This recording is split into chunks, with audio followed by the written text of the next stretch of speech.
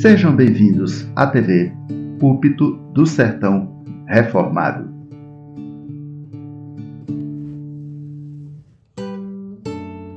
O livro dos Atos dos Apóstolos, aproveitando aí a sobra de alguns minutos, e vamos transformar o capítulo 10 em duas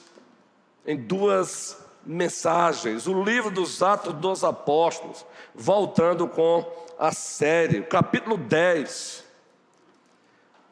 Esse capítulo tem, queridos, como vocês já sabem, 48 versículos. O livro dos Atos dos Apóstolos, o capítulo 10. É um texto narrativo, sim. E é um texto que narra a conversão de Cornélio, de sua família e até de alguns dos seus subalternos, pela pregação do Evangelho e pela instrumentalidade do apóstolo Pedro. Esse é o resumo que a teologia bíblica nos oferece, ou a teologia histórica. O capítulo 10, ele se concentra na conversão de Cornélio, o centurião, da sua família e até de alguns dos seus subalternos, pela pregação do Evangelho e pela instrumentalidade do apóstolo Pedro. Dito isso, vamos ler hoje do primeiro versículo até o versículo 16. E aí na próxima quinta-feira, querendo o triuno e majestoso Deus, parte 2, do 17 até o versículo 48. E o subtema, e o tema para o capítulo 10 é este: o Evangelho é para todos. Essa é a vontade do Deus do Evangelho. O Evangelho é para todos. Essa é a vontade do Deus do Evangelho. É assim, esse é o tema apropriado para o capítulo 10. O Evangelho é para todos, pois essa é a vontade do Deus do Evangelho. Dito isso, vamos fazer uma leitura bem gostosa, bem doxológica, como ato de adoração, Lucas. Vamos lá então, acompanha a leitura. Em Cesareia morava um homem chamado Cornélio, que era centurião de uma companhia do exército chamada italiana. Era piedoso, atentem para essas notas que Lucas está dando, viu? Era piedoso e temente a Deus com toda a sua casa, fazendo muitas esmolas ao povo e orando sempre a Deus. Aí o narrador continua. Um dia, por volta das 3 horas da tarde, a hora que o judeu, uma das horas que o judeu também orava, mesmo ele não sendo judeu, não é? Um dia, por volta das 3 horas da tarde, durante uma visão, esse homem viu claramente um anjo de Deus que se aproximou dele e lhe disse: Cornélio. Que maravilha, gente. Este, fixando nele os olhos e possuído de temor, perguntou: o que é, Senhor? Ele está aqui agora pasmado. E o anjo lhe disse: as suas orações e as suas esmolas ou sacrifícios, dependendo da tradução, subiram para a memória diante de Deus. Agora, envie mensageiros a Jope e manda chamar Simão, que também é chamado de Pedro. Ele está hospedado com Simão Curtidor, cuja residência está situada à beira-mar. Agora observem isso aqui, viu? Logo que o anjo que lhe falava se retirou, Cornélio procrastinou. Foi isso? Cornélio foi fazer uma outra, esqueceu disso e foi fazer outra coisa. Não. Cornélio chamou 2 dos seus servos, preste atenção nisso, os seus servos, e observe agora essa nota. E um soldado, o que, gente? e um soldado piedoso dos que estavam a seu serviço.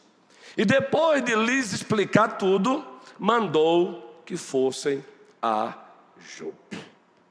Até aqui, Lucas narra Deus, através de um anjo, visitando Cornélio.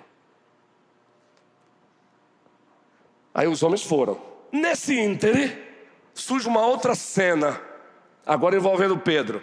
Pedro está em Jope, não é? Uma outra cena, uma outra visita de Deus. Agora essa é feita a quem? A Pedro. No dia seguinte, enquanto eles viajavam 10 horas, viu gente? Até chegar lá, 10 horas, viu? No dia seguinte, enquanto eles viajavam e já estavam perto da cidade de Jope, olha aqui agora, Pedro subiu ao terraço por volta do meio-dia. Era um outro horário que um judeu orava. A fim de orar. Estando com fome, quis comer, mas, enquanto lhe preparavam a comida, sobreveio-lhe um êxtase, uma visão, revelação do alto. Viu o céu aberto e um objeto como se fosse um grande lençol, que descia do céu e era baixado à terra pelas 4 pontas, contendo todo tipo de quadrúpedes, répteis da terra e aves do céu. E ouviu-se uma voz que se dirigia a ele: levante-se, Pedro, mate e coma. Aí Pedro, com a mente lá na antiga administração da aliança da graça, ainda com as leis dietéticas na sua mente, e Deus deu com objetivo didático para o seu povo naquela época, mas depois veio suspendeu. Pedro, conhecimento disse o que, gente? Mas Pedro respondeu: de modo nenhum, Senhor, porque nunca comi nada que fosse impuro ou imundo. Pela segunda vez, a voz lhe falou: não considere impuro aquilo que Deus purificou. Isso aconteceu 3 vezes, grave, 3 vezes. E em seguida, aquele objeto foi levado de volta para o céu.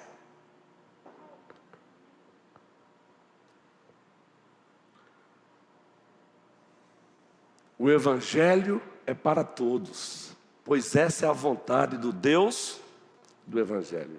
E é por isso que o narrador começa falando de um homem chamado Cornélio. E a primeira informação que nós já sabemos, vamos apenas relembrar, recapitular, que Cornélio não era um judeu. Por isso que Lucas já começa falando de Cornélio, um centurião do exército romano, que tinha lá em Cesareia um quartel general.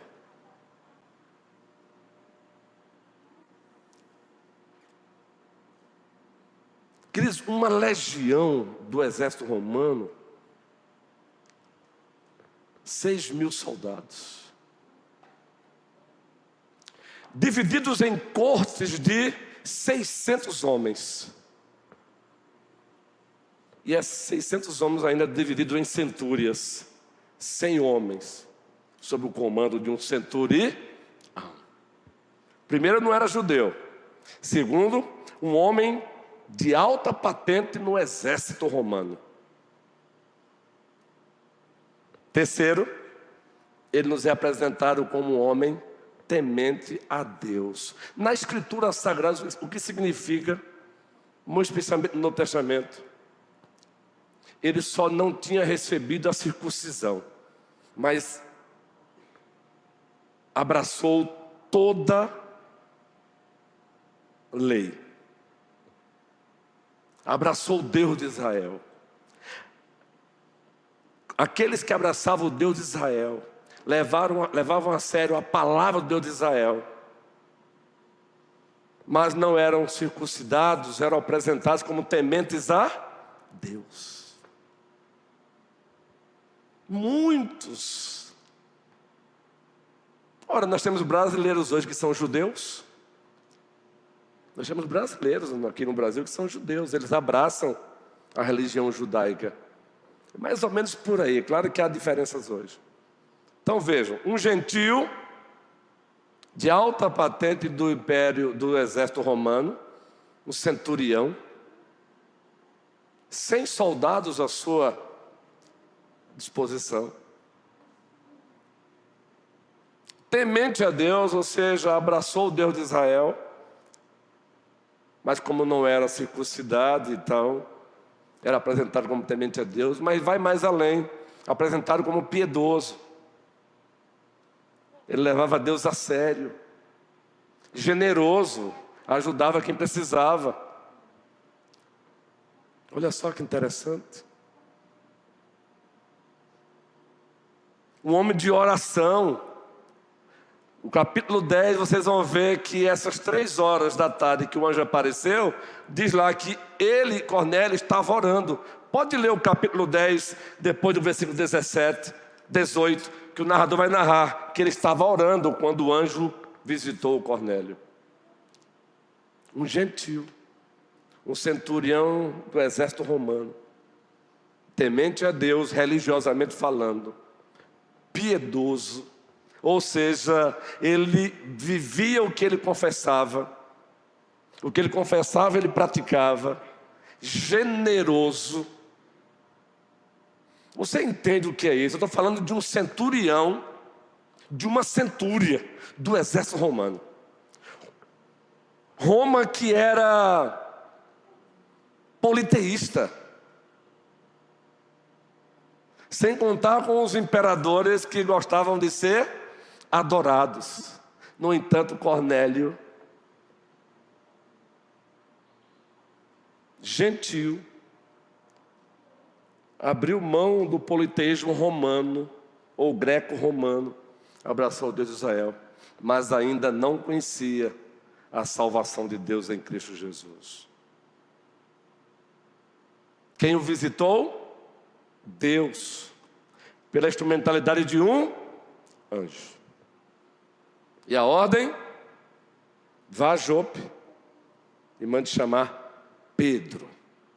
Aí a outra cena surge. Pedro, judeu, cristão, apóstolo, nova administração da Aliança da Graça. Como um bom judeu ortodoxo, do meio-dia subiu para orar. Quem o visita? Deus. Numa, digamos assim, teofania. Tudo que Deus usa de objeto para se manifestar, a Bíblia fala de teofania, ou quando envolve a pessoa de Cristo, cristofania.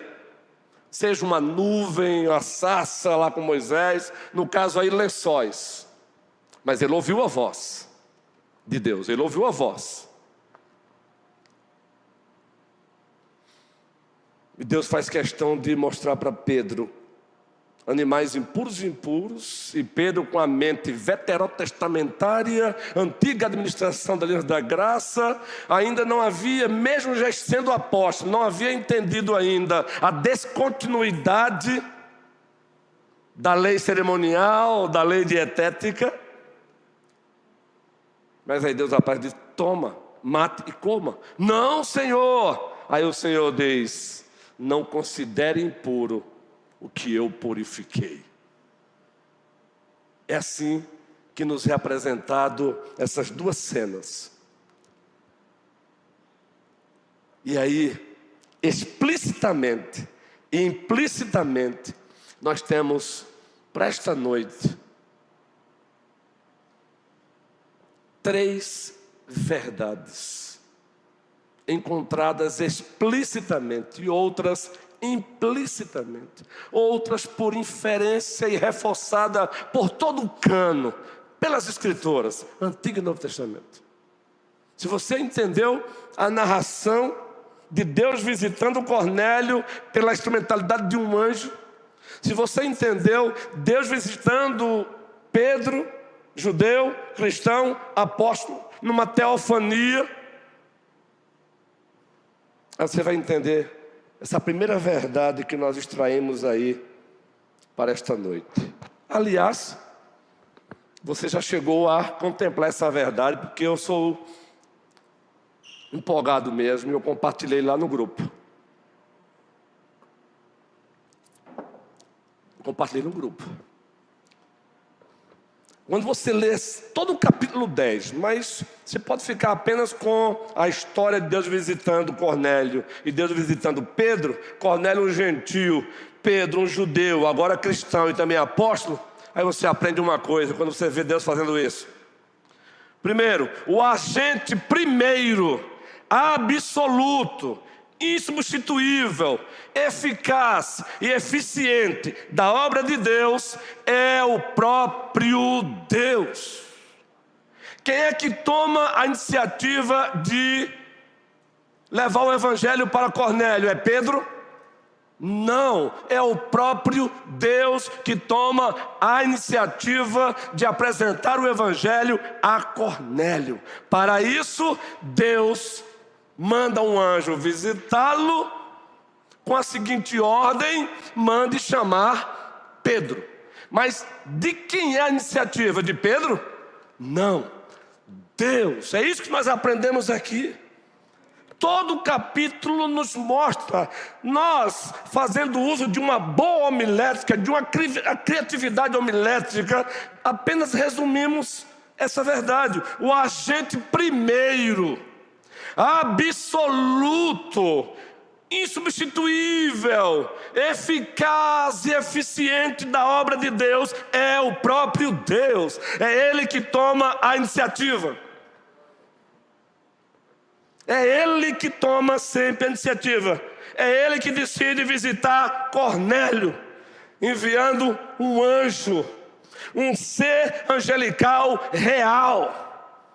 O texto narra que Cornélio viu, através de uma visão, um anjo do Senhor. De quem foi a iniciativa? Foi de Pedro? Do próprio Deus. Agora, esse mesmo Deus, Ele tem um judeu cristão chamado para ser apóstolo, mas o fato de ser apóstolo não significa perfeição. Ainda tinha seus equívocos eclesiológicos, ainda tinha seus equívocos religiosos, ainda tinha uma grande dificuldade de lidar com o não-judeu. Estou falando de um apóstolo, viu? Pós-Pentecoste. E aí eu pergunto, quem é que toma a iniciativa de exorcizar Pedro dos seus equívocos? Quem é que toma a iniciativa de levar Pedro, o apóstolo, ao amadurecimento? Quem é que visita Pedro?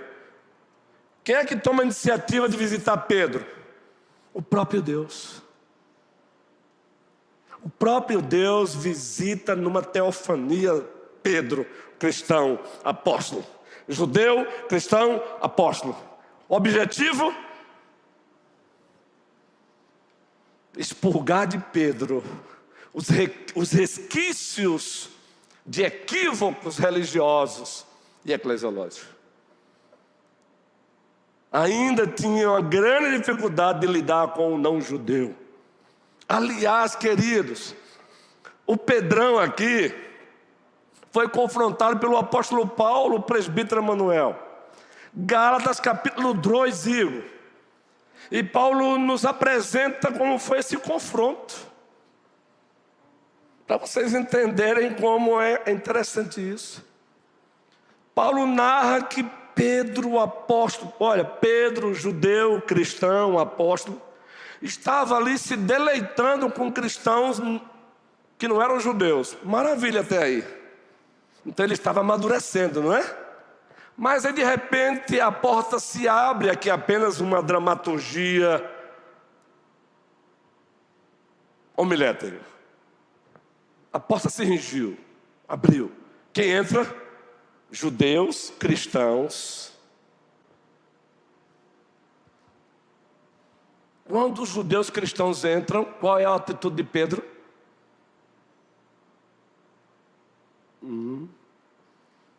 parou de sorrir. Isso aqui é conjectura homilética. Mas a cena que Paulo narra foi mais ou menos por aí. Parou logo de sorrir. É como se Pedro dissesse: ei, gente, você já viu, não é o nosso caso aqui não, é só para exemplificar. Você já ouviu duas pessoas arrebentando com o outro, e esse outro vai se aproximando e as pessoas mudam de assunto de forma abrupta? E o teu olho de águia foi lá e deu uma passeada lá, percebeu tudo, captou tudo e disse: esse aqui é irmão desse, mano. Foi mais ou menos isso que Pedro fez, Pedro se comportou como se não conhecesse os cristãos judeus, os cristãos gentios. O que Paulo fez? Aprenda isso, viu? Isso nós aprendemos em Eclesiologia Bíblica Reformada, disciplina. Pecado pessoal e particular se trata particularmente. Pecado público se trata publicamente. O pecado de Pedro foi público. Ele pôs em xeque o evangelho. Foi o que Paulo fez? Publicamente olhou para um colega de ministério, Pedro, o apóstolo, e disse assim: sendo tu judeu, tu não vives como judeu integralmente. Aí tu queres que eles vivam? Eita, Paulo, querido Paulo, por isso que Hernandes chama Paulo de, antes de Cristo era o touro indomável.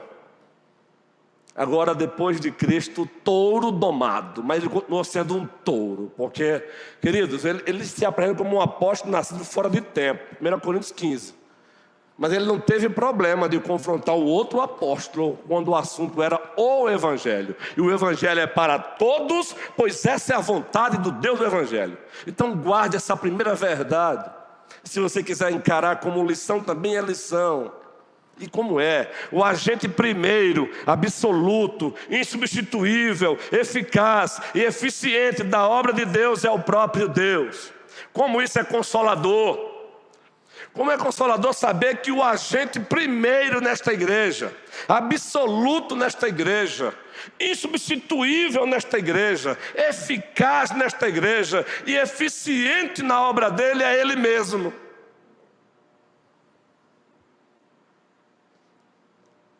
Isso é encorajador para nós. Isso é consolador para a primeira igreja presbiteriana de Petrolina.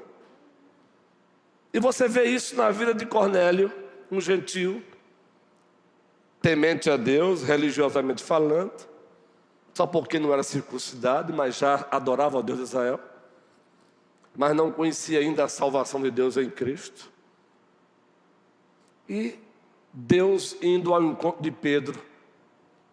Quem tomou a iniciativa, Gracinha? Deus. Porque Ele é o agente primeiro. Sônia.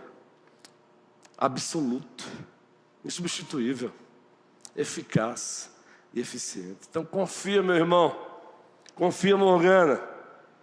Eduardo. Confia. E Eduardo aqui no plural, hein? Nós temos Eduardos aqui hoje à noite, no plural. Confia. Aplica essa verdade em tudo. Segunda verdade. Denise, são 21h08. Nós temos 12 minutos ainda, Denise. Então a segunda verdade que você pode perceber nessa primeira parte do texto é esta aqui. Observe que maravilha. Essa aqui é óbvia, todos sabemos, mas é necessário relembrá-la, trazê-la à tona. Muitas vezes, em fraseologias outras,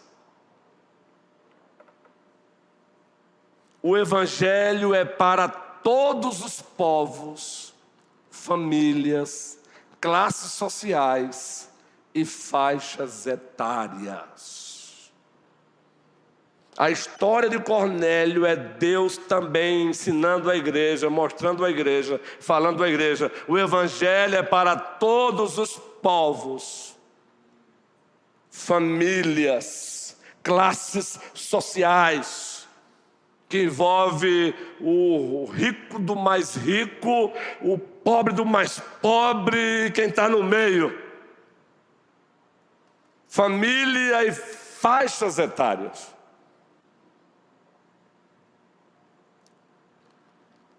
E sabe o que é que nos chama a atenção? É que quando os homens chegam lá, na casa do outro Simão, curtidor, onde estava Pedro, eles dizem para Pedro: Deus mandou um anjo falar com Cornélio. Já tem mensagem de Deus aí para Pedro. Peraí, como é que é? Eu imagino Pedro, Deus mandou um anjo para falar com quem? Com Cornélio. Quem é Cornélio? Judeu? Não, gentil. Deus já dá logo uma rasgada assim, Pedro. Deus mandou um anjo falar com um gentil, ainda que temente a Deus, mas era um gentil. Ah, como isso é consolador. O evangelho é para todos os povos. Se você quiser ler essa história de Cornélio, à luz de Apocalipse 5, os versículos 9 e 10, abre aí rapidinho.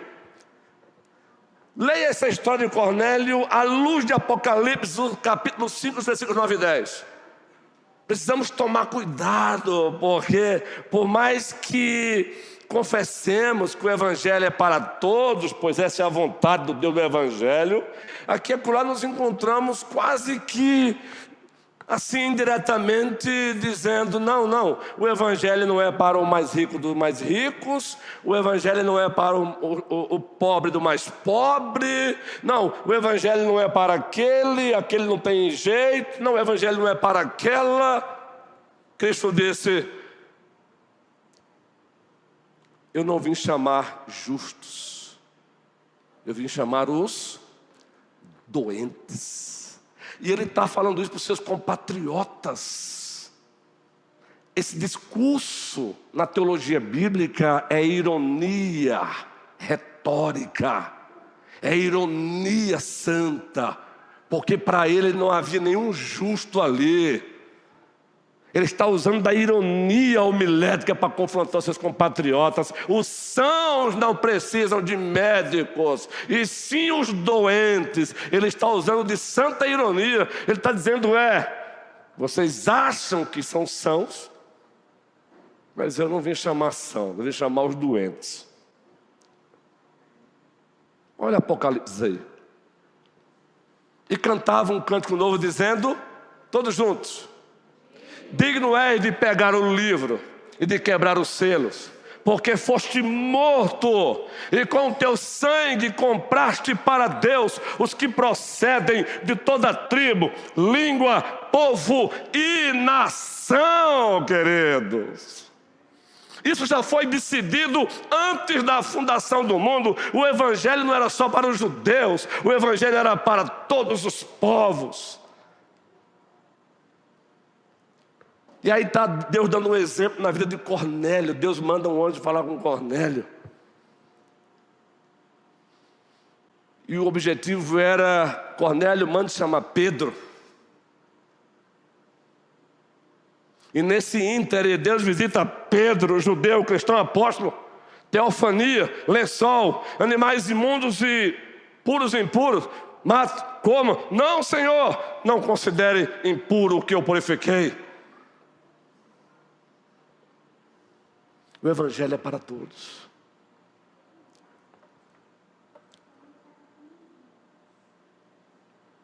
A nossa visão está sendo compartilhada nos grupos. Uma igreja que ganha e edifica o maior número possível de pessoas para Cristo. 1 Coríntios 9, 16. Hoje em dia você tem que botar até um texto embaixo, guerreiros, porque eita geração de YouTube hoje que quer questionar tudo. Já entra logo a escritura. Tem que botar logo o texto. Não é o nosso caso aqui não, é porque a gente usa a rede social.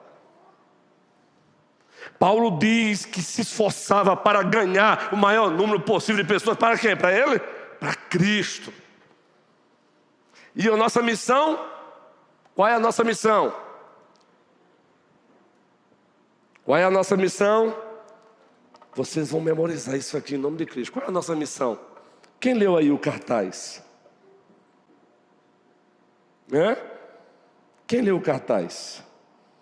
Pode abrir aí no grupo da igreja, não tem problema não. É a Escola da Fé. Abre aí no grupo da igreja. Primeira Igreja Presbiteriana de Petrolina. Abre aí. Se abriu? Procura aí o cartaz que tem lá, missão.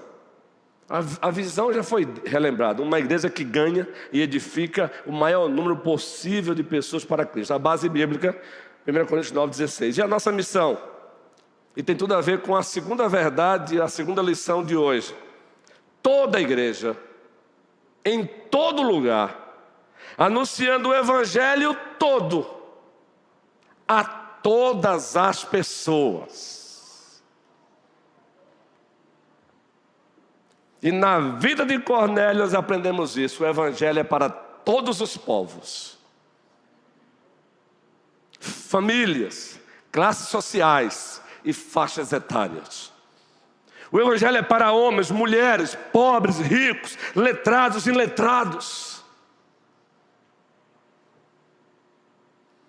Nós temos que alcançar os mais ricos dos mais ricos, mas também temos que ir ao encontro dos mais pobres.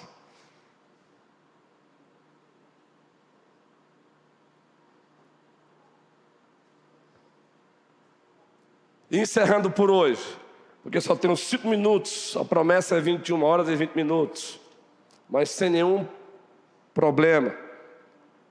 Voltando aqui para os meus arquivos. A terceira e última lição por hoje, nessa história aí.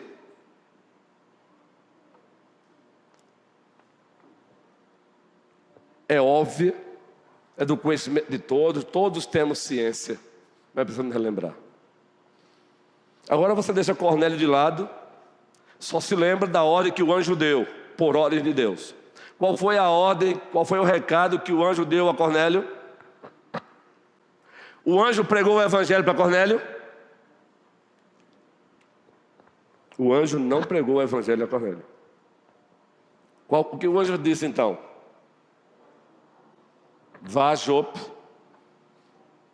na casa do Simão o curtidor, e lá você vai encontrar Pedro, chame-o. Isso é fenomenal, gente. Porque a terceira verdade que nós já sabemos, nada inédito aqui, mas precisamos relembrar sempre. Em Atos 10 isso fica muito mais claro ainda. O triuno Deus confiou a obra da evangelização à igreja, gente. Ele confiou a obra da evangelização à igreja. O anjo poderia ter pregado o evangelho, o anjo não pregou. Você percebeu que seria mais simples o anjo mesmo pregar a Cristo? Mas não, por vontade daquele que é soberano, aquele que está no trono, aquele que não se deixa moldar por nada e ninguém, o anjo só dá a ordem. E eu aprendo uma coisa aí com esse anjo, porque lá em Apocalipse, Deus se dirige ao anjo da igreja, e ali é o angelos, o mensageiro da igreja de carne e osso. Entre os líderes, o líder. Sabe o que eu aprendo? O anjo tinha que passar apenas a mensagem de Deus para Cornélio, sem subtrair nada, sem adicionar nada. Nós que somos angeloi de Deus, no plural do grego é diferente, não é? Angelos é singular e angeloi plural.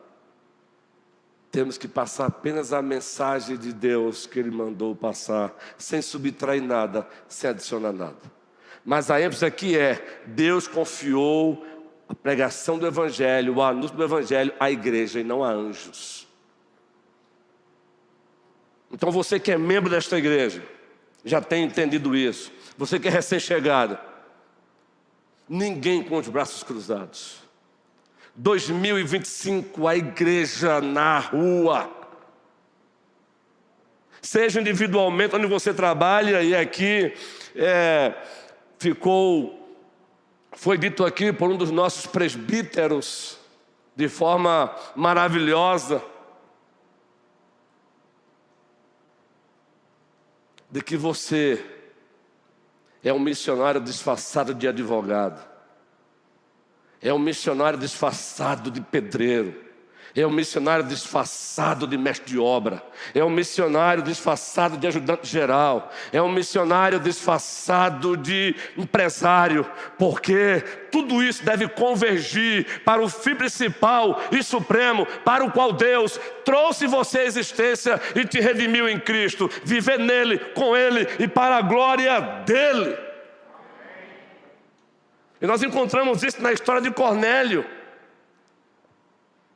Ele confiou à igreja. Eu fico abismado quando eu encontro colegas, às vezes nesse Brasil afora, com os braços cruzados e fica quase que implorando que outras igrejas venham lá do sul fazer a obra que é para a gente fazer.